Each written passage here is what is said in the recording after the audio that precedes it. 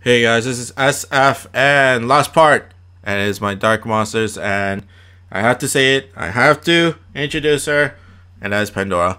It took a lot of orbs to get her, but I did get her, and I am somewhat happy, I guess. But I am sticking with evolution for now, just because strike shot and bomb combo wise is a little bit easier to use.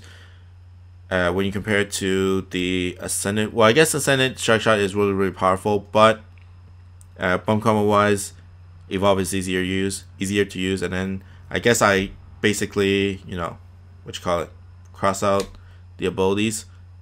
But the thing that really makes it crazy is the luck skill, bomb combo, critical, really strong, and berry wise it is a kin figure of bias, so balance types gets 1,000 more HP.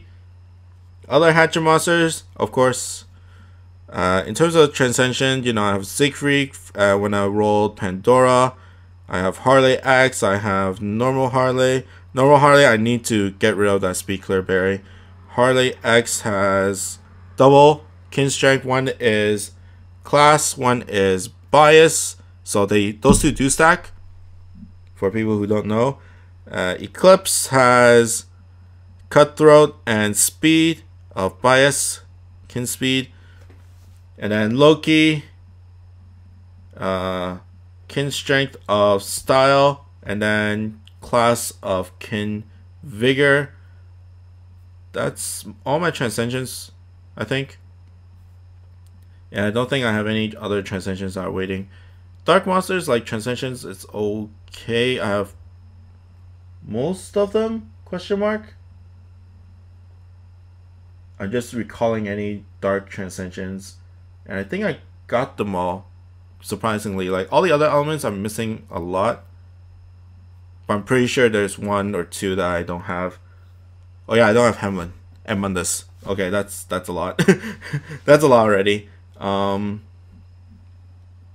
Shaquille and Hyde came from, it's a limited monster, and I rolled it in the Strikers collection, which was the bane of my MS career because it was top 16, and the top 4 gets even more increased their chances. And I rolled a lot, and I got like 8 of them, 8 of the 16, and none of the top 4. None of the top 4. I got like Shaquille Hyde, I don't even know who else was in there. Iris was in there. Royce was in there. No, actually Royce was not in there. Azazel was in there. Like holy crap. I did not get Rolf or D'Artagnan or Mika. And I think Royce was number 4. And sadly I didn't even get Bach, which was number 7. That I remember. And I do have 3 Alibabas, 1 Evolved, 1 Ascended. Some monsters that are really good that I don't really use that much. Ryu, I use him only on the 25th floor of the tower, but as a no guided bearing monster, by all means go for it. His HP is a little bit low, but as long as you have monsters like Harley X to cover it up, then it is always good. I haven't found use of these 2 ninja girls, of this ninja girl yet. Like I said in my other videos, Samurai Slayers. Samurais have pretty much gone past, especially with the 3 Kingdoms thing. This is the Transcendent form, so maybe get some use for no damage from the laser stop monsters. Laser barrier, there's not many imposters with laser barriers that are no damage wall. There is like Izanagi Zero with no warp, but you know. And then while I was rolling for Pandora, I got New Year's Lucy. And right now it is class kin strength. Not bad. Other hatcher monsters, not much. I did get Oda from my video, which was okay. Thumbelina I used a lot in the beginning, just because she had a survivor on top of her shield and on top of her full resistance. So 20% times 25 more percent of reduction. So that's really good. I used it for like, 30th floor and all that stuff. Hades, still waiting for Transcension. Sasuke, even though I have Sasuke, I didn't use him in Eden. I have 2 Saigos, but I only use one for 35th floor and 25th floor. But I think I stopped using him on the 25th floor because of Harley. Because if I just stack 2 Harleys, then that's just 2 instant nukes there. And I do have Beethoven Alpha, but I don't really use him at all because I don't Hakua farm. Bellstar is probably my dark horse of like the lower, like the mid, like the second tier of dark monsters that are really good. You know, with the strike shot of you come on Pierce, and once you hit a wall, get a bounce, and then you can pinch off really easily. So that's a really good monster. In terms of, let's go with the max luck. Max luck. Some really good monsters. This guy was relatively hard to do, but I really like him because he has 2 of my favorite bomb combos. One is the blast, and one is the meteor destruction. He is a power type, so the meteor destruction is not as strong, even in the sub state. But his strike shot is a what you call it? A Takayasha strike shot. So boom, boom, boom, and I used him for Eden for farming. Well, I didn't like not for farming, but like for the drop, and I used him for Hikari Genji as well, and of course, Babel, Dark Babel. Probably if you are, well, I wouldn't say he's easy, but you don't. It's just if you can clear the tower from the 30. I think 34. So the end point of where you get the bubbles is 34. Then you can get up. But of course you need ascending materials. Ascending material goes from 35 to 39. No, 36 to 39. You get the materials for bubble. It does take a while to get the max out. It takes 7 months, I think. 7 times on the tower. But he is really worth it with 3 nulls, flight, no damage wall, and no warp. Strike shot is a little bit meh, but scramble laser is good for mob clearing and stuff like that. So if you don't have a lot of max lux, then by all means go for it. For me, I don't use it that much, just because I don't. I have like really specific monsters like Baluchika for no warp, 12 turn, Hanzo strike shot, basically 1 turn of immune shield. And no damage wall wise, I have Takayasha. No warp, I also use Honda Tadakatsu. No Guardy Bear, I have Kamaitachi. Just really strong bump combos and stuff like that. You might want to ascend him because he gets no Guardy Bear and no block, since recently there's a lot of no block dungeons, so by all means go for that. Of course, Saibel. I used Saibel a lot of times just because of the recovery S. Before it became really no warp heavy.